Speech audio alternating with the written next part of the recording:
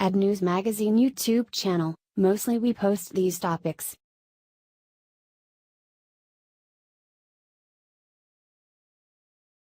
When this boy left the classroom, his teacher broke down in tears.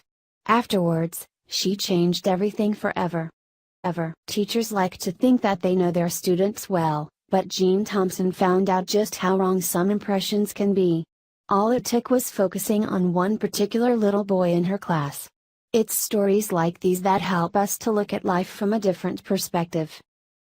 On the first day of school, Jean stood in front of her 5th grade class, welcomed all the students, and told them that they would all be treated exactly the same. It was something she liked to say even though she knew it wasn't really true.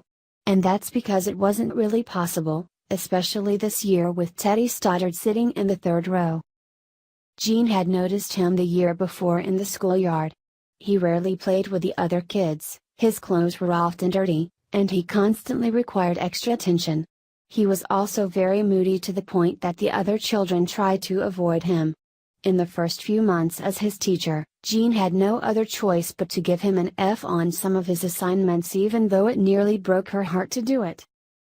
Jean was curious to find out more about Teddy and had a look at his school file. His 1st grade teacher had written, "Teddy is a friendly, curious child who likes to laugh. He completes his schoolwork properly and is always well-mannered. It is a real pleasure to have him in my class." Teddy's 2nd grade teacher had written this, "Teddy is an excellent student. He is liked by his schoolmates, but his mother's illness has affected him deeply. His life at home must be quite difficult at the moment." When Teddy was in 3rd grade, his teacher had written this, "Teddy continues to work hard, and although the death of his mother has made it very difficult for him, he always tries his best. Unfortunately his father does not seem to show much interest in Teddy and I am concerned that the family situation will soon start to have a negative effect on him if something is not done soon." In 4th grade, Teddy's teacher had made these comments, "Teddy is very withdrawn and does not show much interest in school. He does not have many friends, sometimes falls asleep in class and often comes to school late. It appears that Teddy could become a difficult case." Now Jean knew why Teddy was the way he was. But what could she do about it? By this time they were nearly halfway through the school year and Christmas was just around the corner. Jean received presents from all of her students, most of them nicely wrapped and adorned with bows, all of them except one. There among the others was a package that was poorly wrapped in plain, brown paper.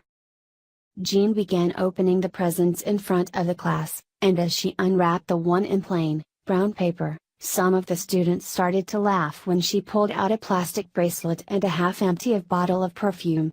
Jean told them to stop laughing and said how much she liked the bracelet. Then she sprayed some perfume on her wrists and rubbed them together. She closed her eyes briefly to focus on the scent and was surprised to see Teddy standing in front of her when she opened them again. "Miss Thompson, today you smell just like my mother," he said sheepishly. When the children left for the day, Jean broke down and cried. After receiving Teddy's beautiful gift, she couldn't help but pay special attention to him in class and when she worked with him she could see that something in him was being brought out, something that had been buried by sadness and loneliness for too long. The more Jean encouraged him, the more enthusiastic he became. By the end of the year, Teddy was getting good grades and was one of the best students in Jean's class. 1 year later, Jean found a note that had been slid under her door. It was from Teddy, and it said that of all the teachers he'd had in grade school, she was by far his favorite. 6 years after that, Jean received another message from Teddy. He had graduated from high school and was the 3rd best student in his class. He also wrote that she was still his favorite teacher ever.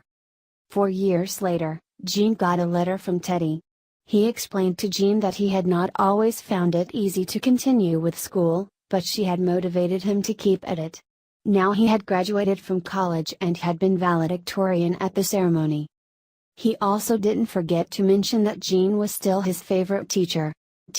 Another 4 years later Teddy wrote to Jean again and told her that his life was going very well and, thanks to her example, he had continued striving for knowledge and success. As usual, he also wrote that Jean was still his favorite teacher, And probably always would be, and that his name had changed slightly. The letter was signed Theodore F. Stoddard, MD.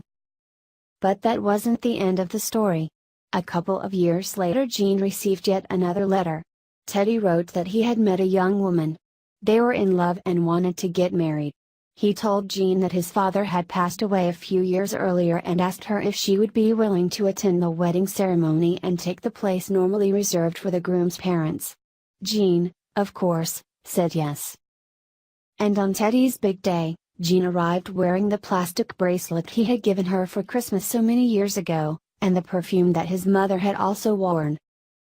It just goes to show that it's always important to understand that everyone has a story and a reason why they are the way they are.